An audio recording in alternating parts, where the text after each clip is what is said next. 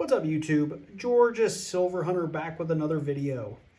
If you've been following my channel for some time, you may have seen the video where I actually found these buffalo nickels during a collection dump at my local Wells Fargo.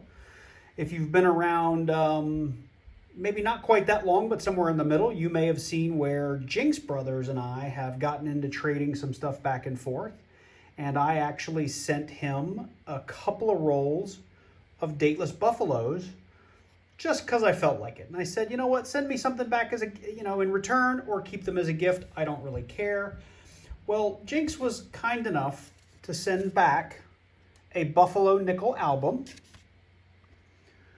a little bit of Nic-a-date to help with filling this album, and something I've complained about on previous videos, not having some nice cloth gloves. So I'd like to say thank you to jinX brothers, because that's pretty cool, and it's going to make today's video possible.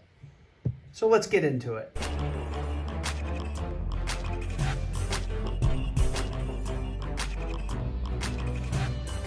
So what you see in front of you is about 2.5-ish rolls of dateless buffalo nickels, and probably 1.25 to 1.5 rolls of dated to semi-dated. So there's enough of the date visible that you can tell at least the last 2 digits of the year.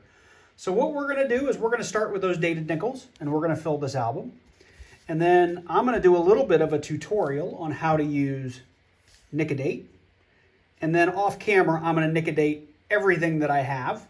And we're going to see if we can fill this whole album up with just these couple, call it 4 or 5 rolls of nickels. So stay tuned. I'm going to start with the dated ones. We're going to lay those out and see how much of this book we fill. So on the initial sort, we did end up with quite a number of coins. We did have one, these are all legible date. Now by legible, hang on, by legible, we mean this, right? So these are going to be really smooth. To me, that's a 1919. Let me know down in the comments below if you disagree with me, but that's a 1919 to me. All the way to, let me see if this is a good example.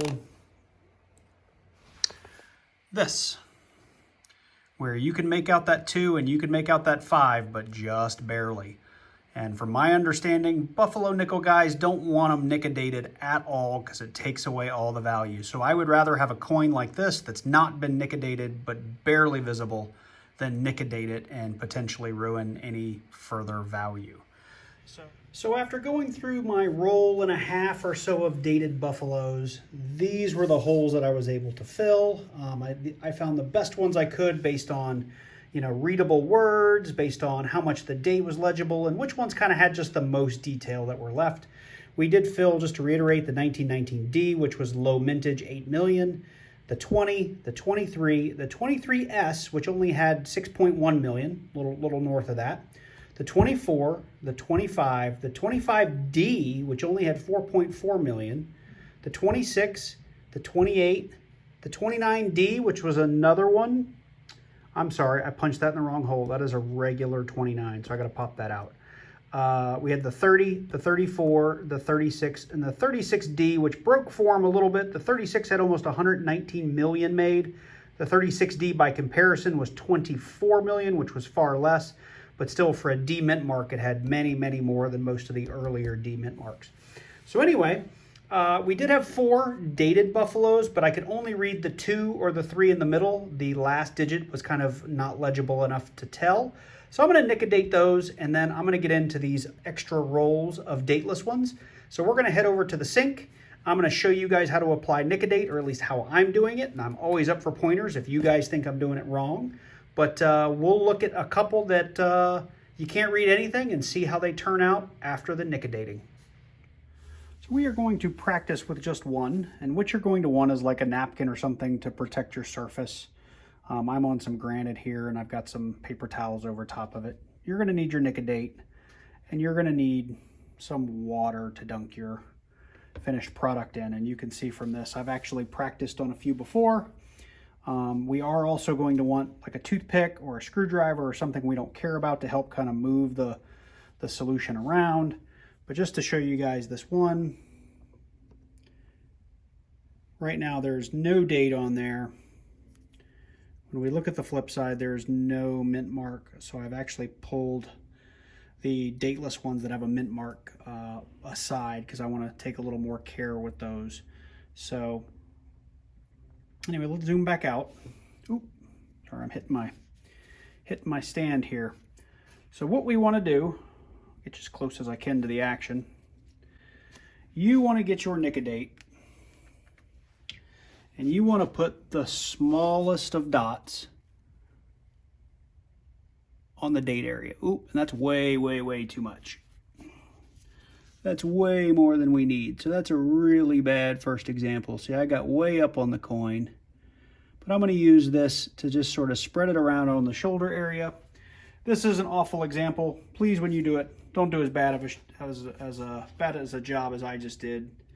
And let me see if I can zoom you in there. That is way too big of a dollop. So I've just really hurt this coin, but that's okay.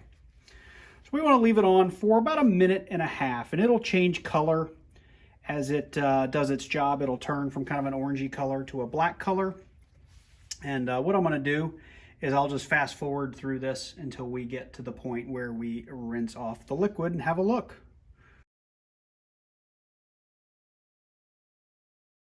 Okay, so that's probably been long enough. I'm going to pick this up. I'm just rubbing it in the water. You can't see it because I'm zoomed out so far, but assure you I'm dipping this in the water. We're going to take it off and dry it off.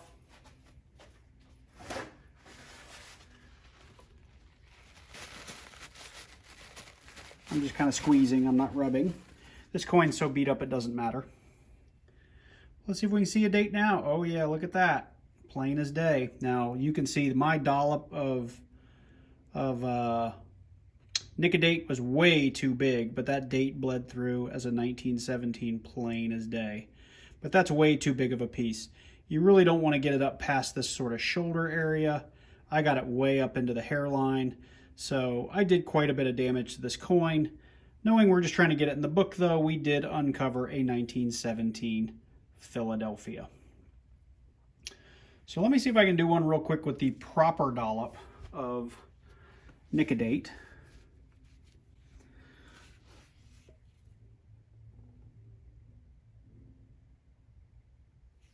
That's much better.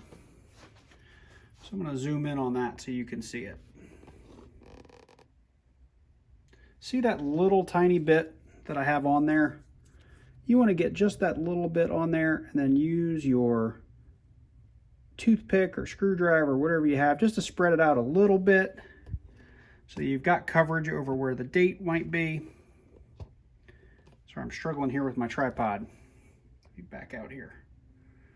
There we go.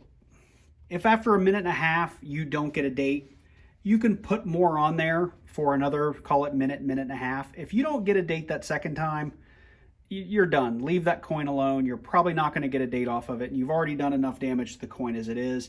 It's now just a buffalo nickel, and just live with it. I'm sure you could do it a 3rd time or a 4th time or a 5th time, but you're not doing any good to that coin. So be cognizant of that.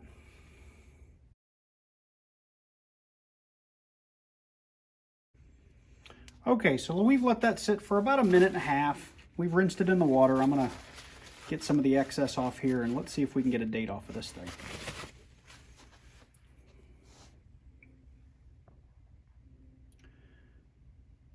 And so this one's a little bit tricky. That is what, is that a 1913? That looks like it is a 1913. Kind of have to play with it in the light a little bit, but you can also see I got a much smaller affected area with the Nic-a-date. I didn't get it all over the coin. I didn't get it up into the Indian head. It's just a much better application of the solution. So this doesn't look like it's the high ground version.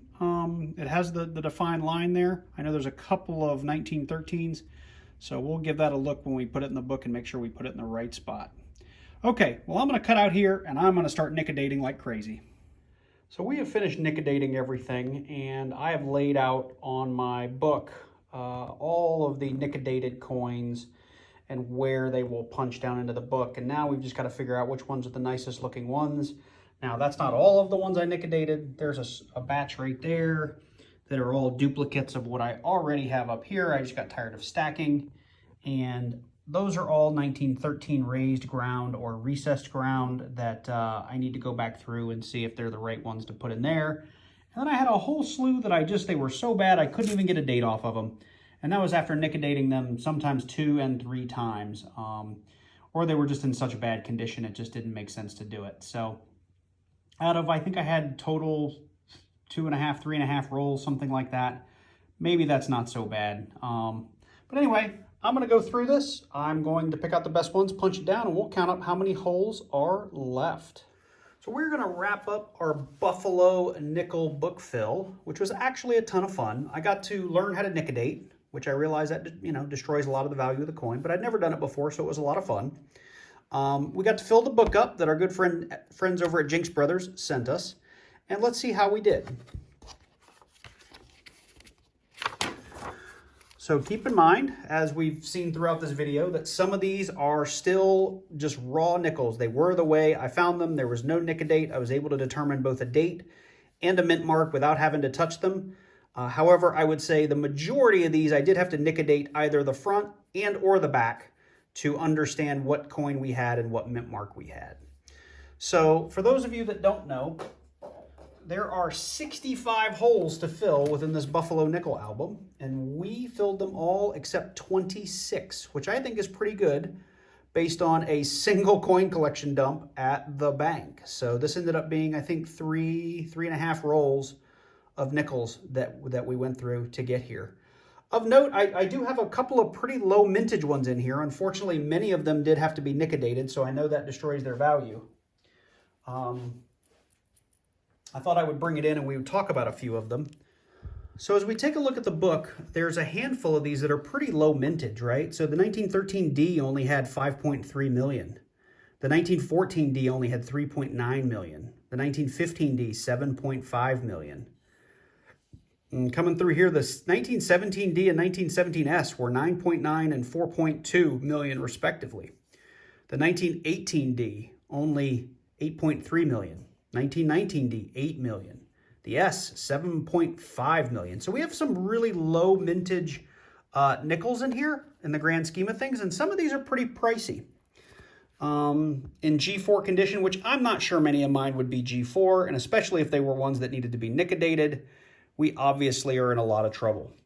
So like the 1913D raised ground, that's a $15 coin in G4. I did have to Nic-a-date mine to find the mint mark, so it's probably only worth $1 or $2 now, but that's okay. If we keep looking through here, like the 1914D, that's a $90 coin in G4. Again, mine's Nic-a-dated. Maybe I could get a couple $3 or $4 for it. 1915D, that's a $20 coin in G4. Let's see here. The next low mint, 1917D, $18 coin. 1917S, that's a $22 coin. And I've got both of those, both Nic-a-dated, unfortunately. 1918D, $22. 1919D, $15. Let's see the 1921S. I actually have, and I don't believe I needed to Nic-a-date that one. I'll double check it though. If it were a G4, that's a $60 coin. I don't think mine would quite get there though. What else that's interesting?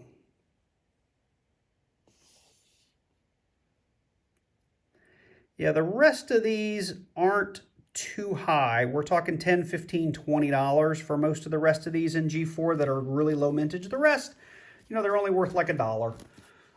That said, for something that was a fun exercise, I got to fill a book that was gifted to me, and I paid face value, for all of these coins. So nothing up here cost me more than a nickel. All in all, this was a fun hunt. I'm going to continue to look for buffaloes. I actually do have that 1935 that I found in my last nickel box hunt, but I actually put it in a flip, so I haven't pulled it out and put it in this book yet. But you'll see me bring this in as we go through nickel boxes over 2021, and hopefully we can fill this whole book at some point. Well, I hope you enjoyed this. I hope it maybe inspired you to go look for some buffalo nickels and fill out an album of your own. So with that, if you haven't already, please do hit that subscribe button, hit that like button, leave me a comment down below. And I hope you have a good time. I look forward to seeing you guys in the next video.